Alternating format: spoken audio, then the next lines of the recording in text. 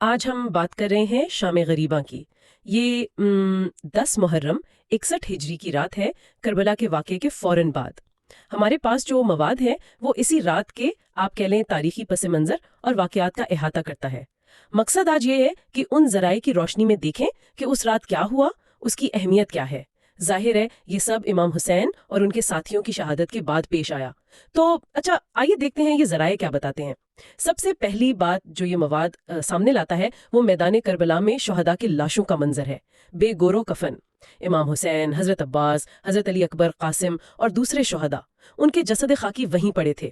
کچھ ذرائع میں وہ لاشوں کی بے حرمتی کا بھی ذکر ہے، جو ظاہر اس وقت کی سنگینی کو مزید واضح کرتا ہے۔ جی بالکل، اور اسی ماحول میں جیسا کہ یہ تحریریں بتاتی ہیں، یزیدی فوج نے پھر اہل بیت کے خیموں کا رخ کیا۔ یہ جنگ تو ختم ہو چکی تھی، مگر یہ ایک آپ سمجھیں اذیت کا نیا باب تھا۔ ذرائع بتاتے ہیں کہ خیموں کو آگ لگا دی گئی، عورتوں سے وہ چادریں چھینی گئیں، زیورات لوٹے گئے اور بچوں کو ظاہر ہے بہت ڈرایا دھمکایا گیا۔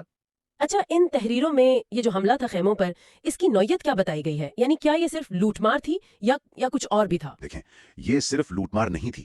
ذرائع بہت واضح کرتے ہیں کہ اس میں تذلیل کا اور نفسیاتی دباؤ کا پہلو بہت نمایاں تھا۔ اصل میں مقصد صرف مال و اسباب لوٹنا نہیں تھا، بلکہ اہل بیت کو وہ بے بس دکھانا، ان کے حوصلے مکمل طور پر توڑ دینا تھا۔ یہ جنگ کے بعد دشمن کو کہلے مکمل طور پر کچلنے کی ایک کوشش تھی۔ اور اس شدید افراتفری میں، اس دہشت کے عالم میں، ذرائع ایک شخصیت پر بہت زیادہ توجہ دیتے ہیں، بی بی زینب علیہ۔ ان کے کردار کو کیسے پیش کیا گیا ہے ان مواد میں؟ جی، ذرائع بی بی زینب کو صرف ہمزدہ نہیں دکھاتے، بلکہ ایک غیر معمولی رہنما کے طور پر پیش کرتے ہیں۔ شہادتوں کے فوراً بعد وہی تھی جو یتیموں، زخمیوں اور بیمار امام زین العابدین جو امام وقت تھے ان کی واحد نگہبان بنی۔ تحریریں بتاتی ہیں کہ انہوں نے فوراً صورتحال کو سنبھالا، بکھرے ہوئے کنبے کو اکٹھا کیا، امام کی حفاظت کی۔ تو یہ صرف صبر نہیں تھا، یہ بحران میں قیادت کی ایک عملی مثال ہے جو یہ ذرائع ہمیں دکھاتے ہیں۔ اور اس اجتماعی صدمے میں کیا یہ مواد بچوں کی حالت پر بھی کچھ بتاتا ہے، ان کے تجربے پر؟ ہاں، خاص طور پہ حضرت سکینہ کا ذکر آتا ہے۔ کچھ روایات ہیں کہ وہ اپنے والد کو ڈھونڈ رہی تھی، کبھی خاک پر بیٹھ جاتی، کبھی لاشوں کے بیچ جاتی۔ ایک روایت میں یہ بھی ہے کہ وہ اپنے والد امام حسین کے جسد پاک سے لپٹ کر بے ہوش بھی ہو گئیں۔ یہ جو تفصیلات ہیں یہ اس رات کے انفرادی ذاتی دکھ کو بہت گہرائی سے بیان کرتی ہیں۔ اور دوسری طرف امام زین العابدین تھے، شدید بیمار، ان کی حالت کیا تھی اور جلتے خیموں نے ان کا رد عمل، اس بارے میں ذرائع کیا کہتے ہیں؟ جی، وہ شدید بیمار تھے، کمزوری بہت تھی، لیکن جب خیموں میں آگ لگی تو روایت بتاتی ہیں کہ وہ سجدے میں چلے گئے۔ یہ منظر وہ جسمانی تکلیف کے ساتھ ساتھ ایک غیر متزلزل روحانی تعلق کو ظاہر کرتا ہے جو ان کی شخصیت کا خاصہ بتایا جاتا ہے۔ اچھا، تو کیا یہ ظلم و ستم بس خیمے جلانے تک محدود رہا یا رات بھر جاری رہا؟ نہیں، تحریروں سے واضح ہے کہ یہ اذیت رات بھر جاری رہی۔ یزیدی فوج نے اہل حرم کو مسلسل ہراساں کیا۔ ذرائع بتاتے ہیں کہ بچوں کے رونے پر انہیں مارا پیٹا بھی گیا، خواتین کو قیدی بنا لیا گیا تھا۔ اس سے یہی لگتا ہے کہ مقصد صرف میدان جنگ جیتنا نہیں تھا، بلکہ جو بچ گئے تھے ان پر نفسیاتی اور جسمانی طور پر مکمل غلبہ پانا تھا، ان کی ہمت کو بالکل ختم کر دینا تھا۔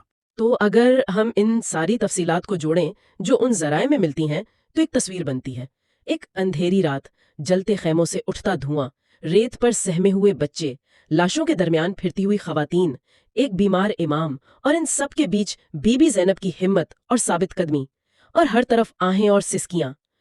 تو اس سب کا مجموعی تاثر کیا بنتا ہے پھر؟ ان ذرائع سے جو ایک مرکزی خیال نکلتا ہے وہ یہ ہے کہ شام غریباں صرف ایک رات کا سانحہ نہیں، بلکہ تاریخ میں یہ شدید ترین ظلم کے سامنے صبر، وفا، قربانی اور کبھی نہ ختم ہونے والے حوصلے کی ایک علامت بن گئی ہے۔ جی بالکل، اور یہیں سے ایک اہم نقطہ نکلتا ہے غور کرنے کے لیے۔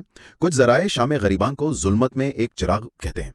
تو سوال یہ بنتا ہے، اور یہ غور طلب ہے، کہ تاریخ اور یادداشت میں اس شدید اذیت اور مظلومیت کو صرف بے بسی کے طور پر نہیں، بلکہ طاقت، صبر اور رہنمائی کے ایک استارے کے طور پر کیسے سمجھا جاتا ہے، کیسے اسے محفوظ رکھا جاتا ہے، جیسا کہ یہ روایت ہمیں بتاتی ہے۔